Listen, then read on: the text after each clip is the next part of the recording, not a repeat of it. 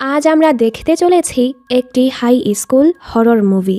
আজকের গল্পটিতে কয়েকজন বন্ধু মিলে কিছু টাকার লোভে এক ভুতুড়ে বাড়িতে যায় ভিডিও বানানোর জন্য। প্রথমে তো ওরা ভাবে এখানে কিছুই হবে না, তবে ধীরে ধীরে যা শুরু হয় এর জন্য ওরা প্রস্তুত ছিল না। ওদের সাথে আসলে কি হয় তা তো সামনেই জানতে পারবে। মুভিটির নাম হচ্ছে দ্য গোস্ট গেম। কথা না বাড়িয়ে চলো ভিডিওতে যাওয়া যাক। গল্পটি শুরু হয় জায়ংয়ের মাধ্যমে। জায়ং ঘুমাচ্ছিল। হঠাৎ ওর মাথার কাছে একটি বাবল ফুটলে ওর ঘুম ভেঙে যায়। ও কিছুর শব্দ শুনতে পায়। মনে হচ্ছিল কেউ একজন খুঁড়িয়ে খুঁড়িয়ে হাঁটছে। জায়ং দরজার ফাঁকে দিয়ে দেখার চেষ্টা করে। ও দেখতে পায় একটি অশরীরী, যার পা ভাঙা ছিল, সেই খুঁড়িয়ে খুঁড়িয়ে হাঁটছে। জায়ং বলছিল, আপু। তখনই একটি পুতুল ওর খাটের নিচে চলে যায়। জায়ং যখনই সেটা নিতে যায় তখনই সেই অশরীরীটা বের হয়ে আসে আর ওর গলা চেপে মারার চেষ্টা করে। এ সময় জায়ংয়ের ছোট বোন সউর ডাকাতে ওর ঘুম ভাঙে। মানে এটা জায়ংয়ের স্বপ্ন ছিল। সউ বলে, আপু তোমার গলায় কি হয়েছে?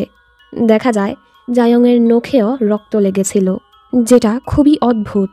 জায়ং না ঘাবড়ে বলে, হয়তো আমি ঘুমের মাঝে গলায় খামচেছিলাম।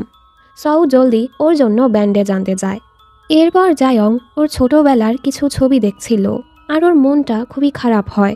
যাই হোক, জায়ং ওর সকল বন্ধুদেরকে ভিডিও কলে ডাকে, কারণ ওদের বন্ধু গিহু সবাইকে কলে আসতে বলেছিল। এরা হলো মিয়ন, ইউন, দংজুন। ওরা মোট 5 জন বন্ধু। গিহু ওদের সবাইকে কলে ডেকেছে কারণ খুব শীঘ্রই একটি ইউটিউব কম্পিটিশন হতে চলেছে, যেখানে 5 মিলিয়ন ওন প্রাইজ মানি দেয়া হবে। যাদের ভিডিওতে সবচেয়ে বেশি ভিউ আসবে তারাই সেখানে জিতবে। সেই কম্পিটিশনে জেতার জন্য গিহু নিজের আইডিয়াটা ওদেরকে বলে যে ও এক আত্মাদেরকে ডাকার রিচুয়ালের ব্যাপারে শুনেছে, যেখানে এমন এক আত্মাকে ডাকা হয় যে কিনা ভবিষ্যৎ বলে বা সবার প্রশ্নের উত্তর দেয়। শোনা গিয়েছে এর আগেও কিছু ছাত্রছাত্রী এই রিচুয়াল করেছিল, কিন্তু এরপর তারা গায়েব হয়ে গেছে, যাদের ব্যাপারে আর কখনোই কিছু জানা যায়নি। গিহু ওদেরকে সেই ছাত্রছাত্রীদের ভিডিও দেখাচ্ছিল, যা দেখে সবাই ভাবে এটা হয়তো ফেক একটা নিউজ। মানে ওরা কেউই এই ঘটনায় বিশ্বাস করে না। গিহু বলে, এজন্যই তো এই ভিডিওটা বানাবো। অবশ্যই এটা ফেক। আমরাও এরকম একটা ভিডিও বানাবো যেন আমাদের ভিডিওতে সবচেয়ে বেশি ভিউ আসে। গিহুর কথায় সবাই রাজি হয়ে যায় আর ডিসাইড করে শনিবার সেখানে যাবে আর সবাই স্কুল ড্রেস পরেই যাবে। জায়ং বলে, কিন্তু সেই রিচুয়াল করতে তো 6 জন মেম্বার লাগবে, তবে আমরা তো 5 জন। এবার ওরা চিন্তায় পড়ে যায় আরেকজন কোথায় পাবে। তখনই সউ জায়ংকে ব্যান্ডেজ দিতে আসলে জায়ং সউকে বলে, আমরা বন্ধুরা মিলে একটা ভিডিও বানাতে চাচ্ছি, একজন কম আছে, তুমি কি আমাদের সাথে জয়েন হবে?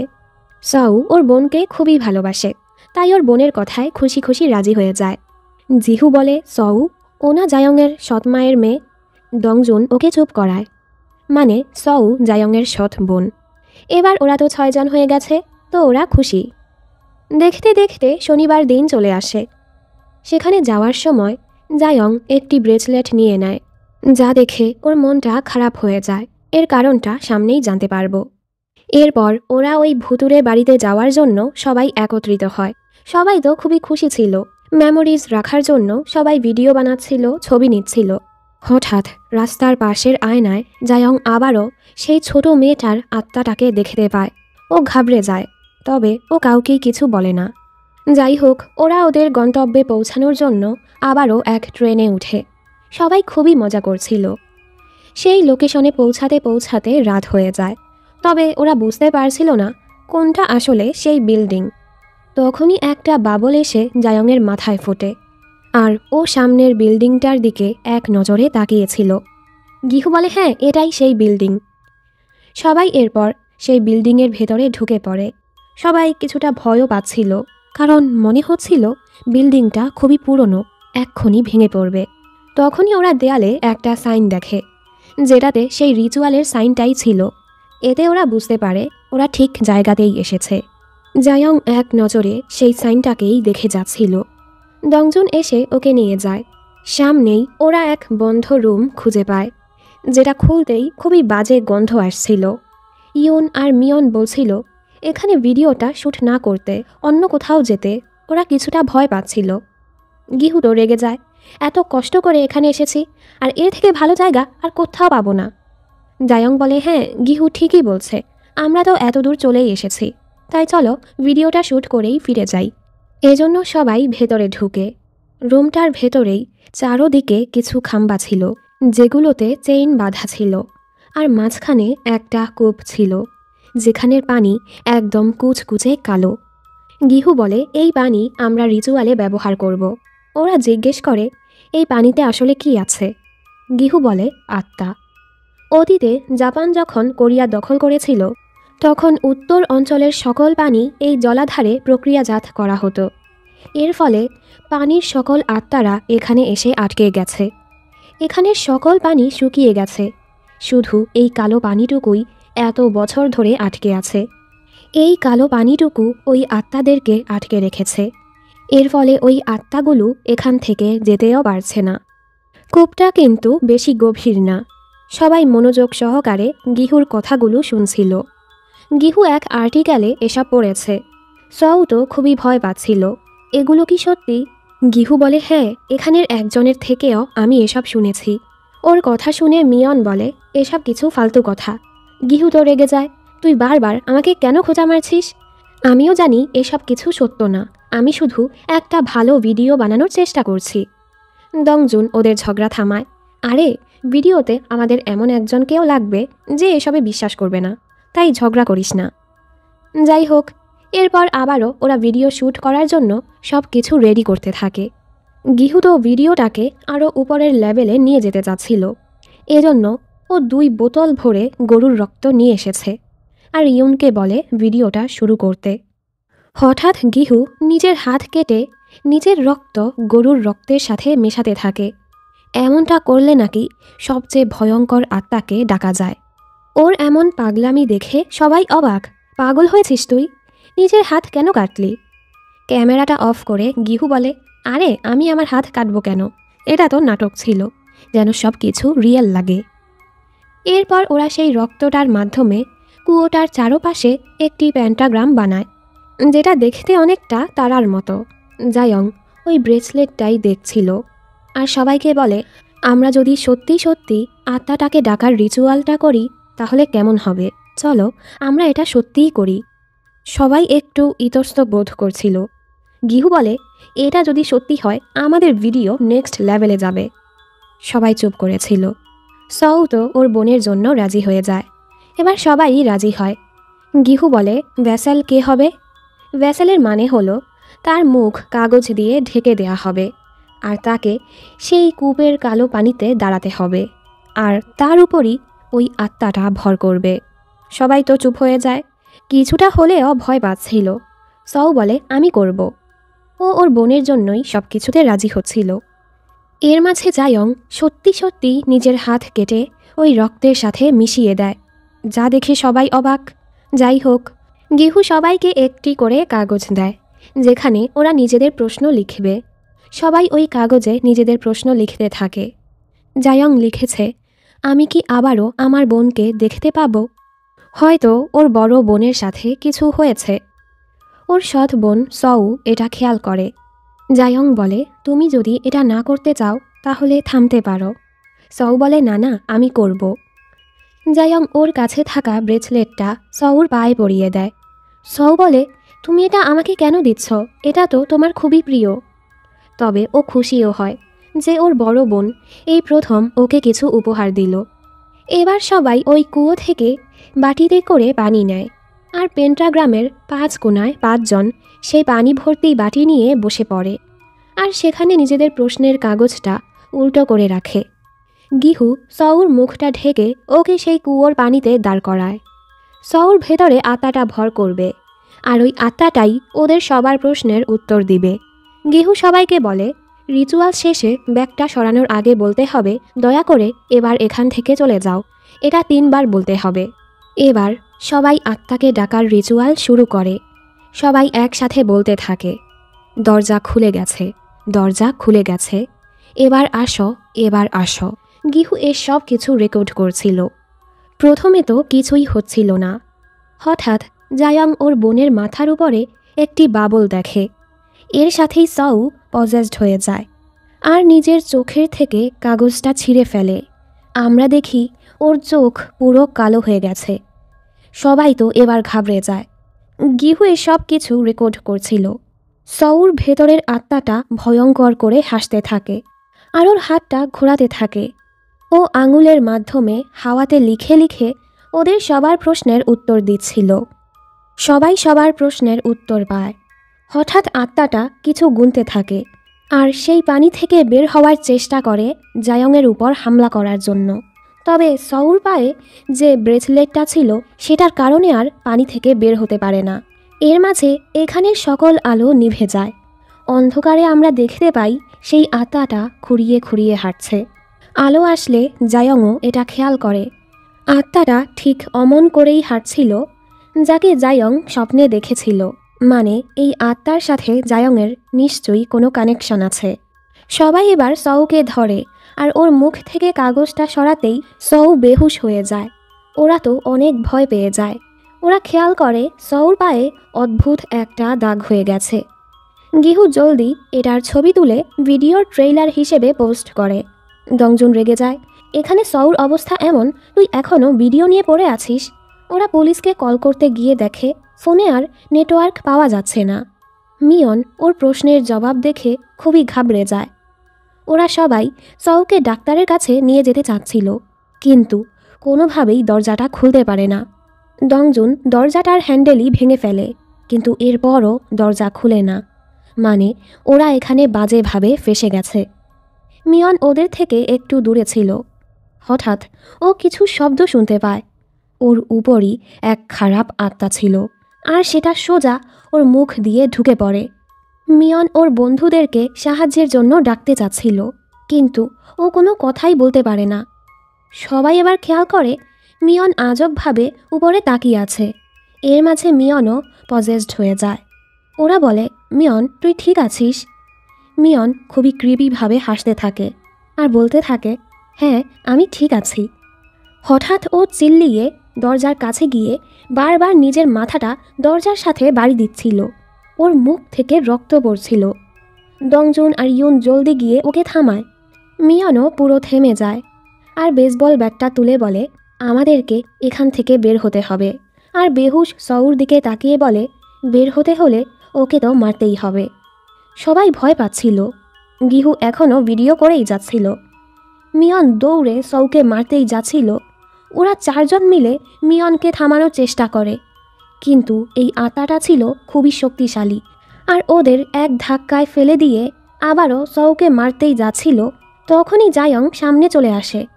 আত্মাটা বলে, সউ তো তোমার আপন বোন না, এরপরও ওকে কেন বাঁচাতে চাচ্ছ? তখনই পেছন থেকে গিহু এসে ভাঙা বেসবল ব্যাটটা মিয়নের পিঠে ঢুকিয়ে দেয়। মানে মিয়ন এখানেই মারা যায়। যা দেখে তো সবাই হতভম্ব হয়ে যায়। আমরা দেখি আসলে আত্মাটা গিহুকেও বশ করেছিল আর আত্মাটাই মিয়নকে মেরে দিয়েছে। দংজুন গিহুকে ধাক্কা দিতেই আত্মাটা গিহুনকে ছেড়ে দেয়। গিহু বলে, এসব কি করে হলো, আর অনেক কাঁদতে থাকে। জায়ং এখানেও ওই বাচ্চার আত্মাটাকে দেখতে পায়। সেকেন্ডের মাঝেই সেটা গায়েবও হয়ে যায়। এ সময় দংজুন মিয়নের লাশের পাশে মিয়নের প্রশ্নের কাগজটা পায়।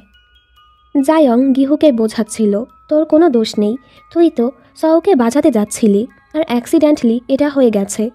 দংজুন বলে, এটা কোনো অ্যাক্সিডেন্ট ছিল না, গিহু ইচ্ছে করেই মিয়নকে মেরেছে। গিহু চিল্লিয়ে বলে, আমি ওকে মারিনি, আমার কিছুই মনে নেই।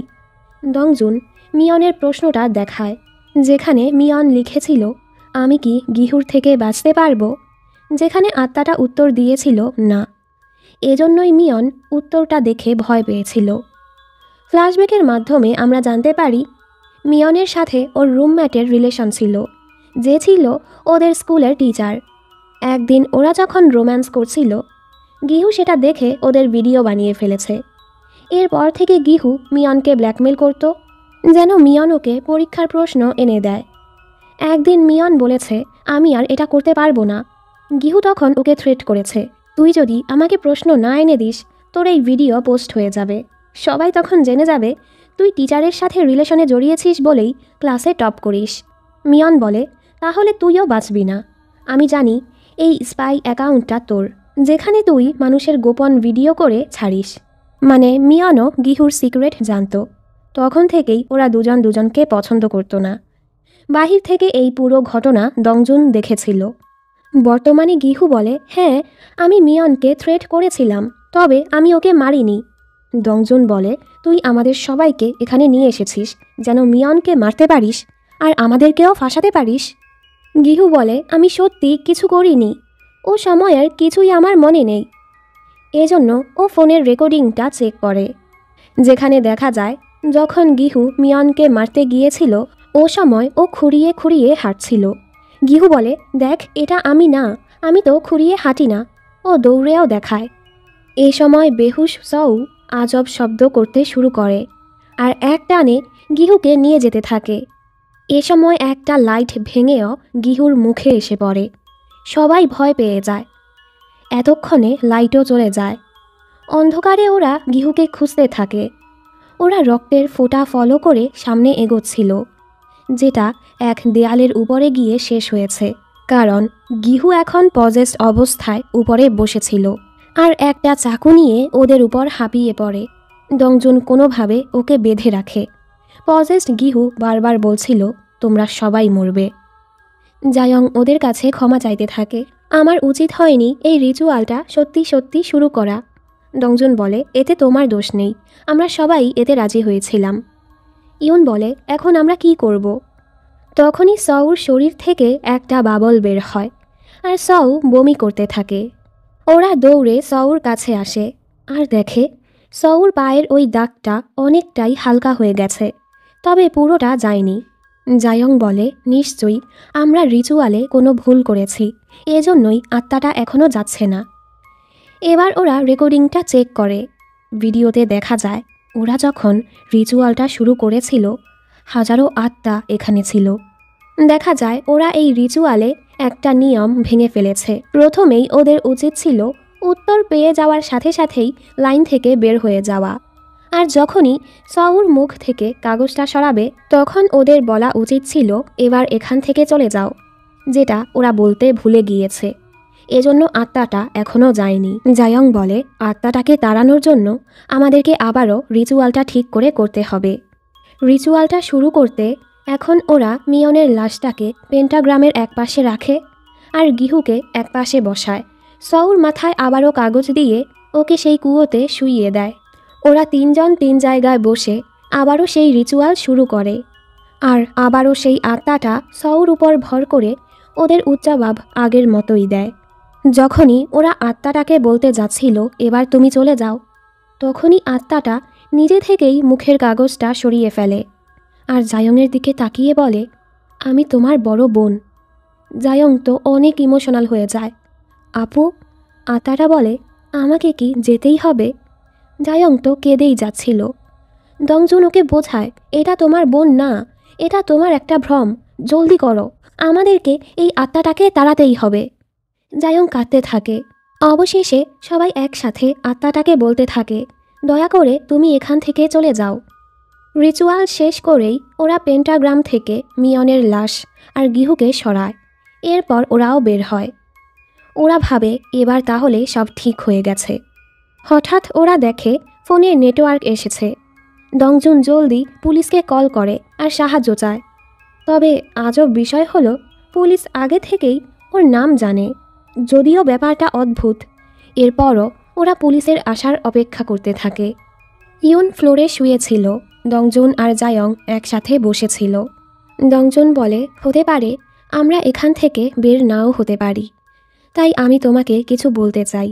আর নিজের অনুভূতিটা প্রকাশ করে যে ও জায়ংকে পছন্দ করে। জায়ং বলে, আমিও তোমাকে পছন্দ করি। দংজুন ওর গালে একটা কিস করে। জায়ংও ওকে কিস করে আর বলে, যেভাবেই হোক আমরা এখান থেকে বের হব। ওদের এসব কথা ইউন শুনতে পায়। ওর কষ্ট হয়, কারণ ইউনও দংজুনকে পছন্দ করে। এ সময় এখানের লাইট চলে যায়। লাইট আসতেই ওরা দেখে গিহু মারা গিয়েছে। ওরা অবাক আর জলদি ক্যামেরাটা চেক করে দেখে আসলে পজেসড সউ গিহুর বাঁধনটা খুলে দিয়েছে। গিহু তো পজেসড ছিল, আরও নিজেই নিজের গলাটা কেটে মারা গিয়েছে। ওরা তিনজন অনেক ভয় পেয়ে যায়। আমরা তো এবার ঠিক মতোই রিচুয়ালটা করেছি, এখনও এসব কেন শেষ হচ্ছে না? হতাশা আর ভয়ে ইয়ন কাঁদতে কাঁদতে দরজা ধাক্কাতে থাকে আর সাহায্যের জন্য চিল্লাতে থাকে। তবে ওদেরকে সাহায্য করার মতো কেউই নেই। তখনই উপর থেকে খারাপ আত্মাটা ইয়নকে বশ করে ফেলে আর আত্মাটা ওকে কূপে চুবিয়ে মারার চেষ্টা করে।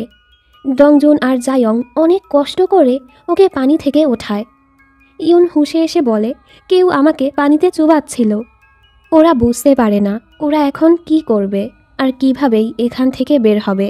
ডংজুন আবারও পুলিশকে কল করতে গিয়ে দেখে ফোনে নেটওয়ার্ক নেই, তবে নোটিফিকেশন এসেছিল গিহুর আপলোড করা ভিডিওতে 1 মিলিয়ন ভিউজ হয়ে গেছে। আর হ্যাঁ, গিহু কিন্তু আত্মাটাকে জিজ্ঞেস করেছিল ওদের ভিডিওতে মিলিয়ন ভিউ আসবে কিনা। উত্তর এসেছিল হ্যাঁ, যেটা সত্যি হয়েছে। এর মানে ওই আত্মাটার ভবিষ্যৎ বাণী মতো যার প্রশ্নের উত্তরটাই সত্য হবে বা পূরণ হবে সেই মারা যাবে। মিয়ন আর গিহুর প্রশ্নের উত্তরটা বাস্তবে হতেই ওরা দুজন মারা গিয়েছে। দেখানো হয় ডংজুন আত্মাটাকে জিজ্ঞেস করেছিল জায়ং ওকে পছন্দ করে কিনা, যেটার উত্তর এসেছিল হ্যাঁ। আর ওরা দুজনই তো দুজনের কাছে নিজেদের ভালো লাগাটা প্রকাশ করেছে। এর মানে এবার ডংজুন মারা যাবে। জায়ংয়ের ওর জন্য চিন্তা হচ্ছিল। ডংজুন বলে, আমার আর আফসোস থাকবে না, আমি তো জানি তুমি আমাকে পছন্দ করো। তখনই ইয়ন ওদের কাছে এসে নিজের প্রশ্নের কাগজটা দেখায়। ইয়ন জিজ্ঞেস করেছিল ডংজুন কাকে পছন্দ করে। ইয়ন সেটার উত্তর পেয়েছে। এর মানে এবার ইয়নও মারা যাবে। ইয়ন বলে, সমস্যা নেই, আমি যাকে পছন্দ করি সে আমার বান্ধবীকে পছন্দ করে, তবে আমি মরতে চাই না। আর জায়ংয়ের দিকে রেগে তাকায়। জায়ং বলে, তোমার কথার মানে কি? ইয়ন বলে, আমি মরতে চাই না। ডংজুন ওকে থামানোর চেষ্টা করে। ইয়ন চাকু নিয়ে বলে, ডংজুন, জায়ং যদি মরে যায় আমরা দুজনেই বেঁচে যাব। আর জায়ংকে মারতে যায়। ডংজুন জলদি ওকে আটকায়। জায়ংও জলদি শিকল নিয়ে ইয়নের হাত পা বেঁধে দিচ্ছিল। ওদের ধাক্কাধাক্কিতে এখানের কিছু দরজা খুলে যায়। ওরা এবার ইয়নকে বেঁধে নিচে রেখে ডংজুন আর জায়ং সেই দরজাগুলোর ভেতরে চেক করতে যায় যে ওরা এখান দিয়ে বের হতে পারবে কিনা। প্রতিটা রুমেই কেমন যেন লাল লাল কাগজ লাগানো ছিল আর লেখা ছিল মৃত্যু। ডংজুন বলে, এখানের জায়গা দেখে মনে হচ্ছে শুরু থেকেই এই জায়গাটা কালো জাদু আর শয়তানের আত্মাকে ডাকার জন্য বানানো হয়েছে, কিন্তু এখান থেকে বের হওয়ার রাস্তা নেই। ডংজুন ওরকম আরেকটি দরজার ভেতরে যায়। সেখানে একটি কাগজ ট্রান্সলেট করে দেখে সেখানে লেখা 5 জনকে মরতে হবে আর 1 জনকে বলি দিতে হবে, তবেই সেই আত্মাটা আবারও জীবিত হবে। হঠাৎ চিল্লানোর শব্দ শুনে ডংজুন দৌড়ে বাহিরে এসে জায়ংকে খুঁজতে থাকে, কিন্তু ও দেয়ালে ইয়নের লাশ দেখতে পায়। তখনই পেছন থেকে কেউ এসে ডংজুনকে চাকু মেরে দেয়, যেটা আর কেউ না, জায়ং ছিল। ডংজুনের মাথায় যেন আকাশটা ভেঙে পড়ে। এবার গল্পের সবচেয়ে বড় টুইস্ট সামনে আসে। আসলে এখানে ভিডিও করার প্ল্যানটা গিহুর ছিল না, জায়ংই গিহুর মাথায় এটা ঢুকিয়েছিল। ডংজুন এটা বুঝতে পেরে বলে, তুমি আমাদের সবাইকে এখানে এনেছ, কিন্তু কেন? জায়ং বলে, কারণ আমি আমার বোনকে প্রমিস করেছিলাম আমি সবসময় ওকে রক্ষা করব। আসলে গায়ংয়ের একটা বড় বোন ছিল। 2 বোন দুজনকে অনেক ভালোবাসত। ওদের পরিবার একসাথে খুবই হাসি খুশি ছিল। ওর বড় বোনের পায়ে সমস্যা ছিল, এর ফলেই ওর বোন খুঁড়িয়ে খুঁড়িয়ে হাঁটত। জায়ং বলে, আমার বোনকে হারানোর পর আমার জীবনটা অন্ধকার হয়ে গেছে, কিন্তু তোমরা সারাদিন হাসাহাসি করতে। আমার মনে হতো তোমরা যেন আমাকে খোঁচা মারছ।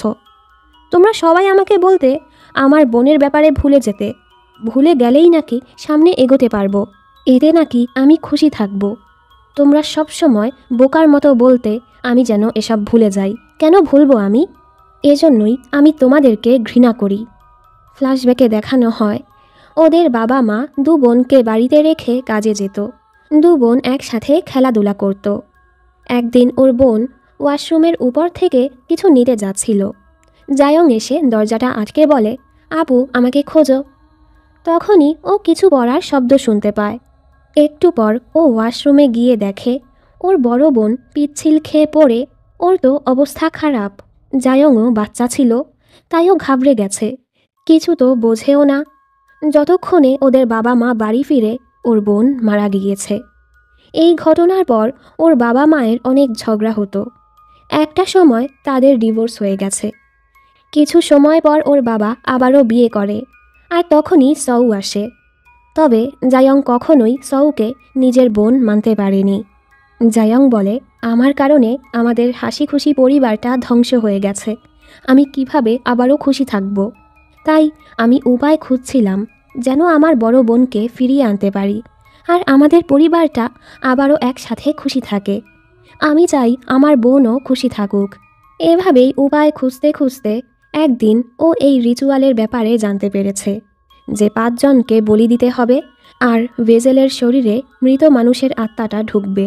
মানে জায়ং ওর বোনের আত্মাটাকে সৌর শরীরে আনতে চাচ্ছিল।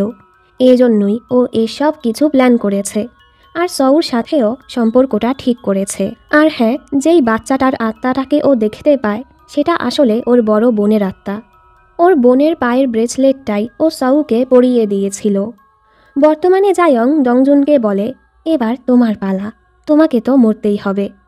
দংজুন জলদি সৌর পা থেকে ওই ব্রেসলেটটা খোলার চেষ্টা করে যেন রিচুয়ালটা নষ্ট হয়ে যায়, কিন্তু জায়ং শিকল দিয়ে ওর গলা চেপে ওকে মেরে ফেলে। এর মাঝে সৌ হুশে আসে আর বলে, আপু তুমি কি করছো? জায়ং বলে, কিছু না, এটা তোমার স্বপ্ন, তুমি ঘুমাও। সৌ ভয় পেয়ে যায়। ও কিছু করতে নিলেও কিছুই করতে পারে না।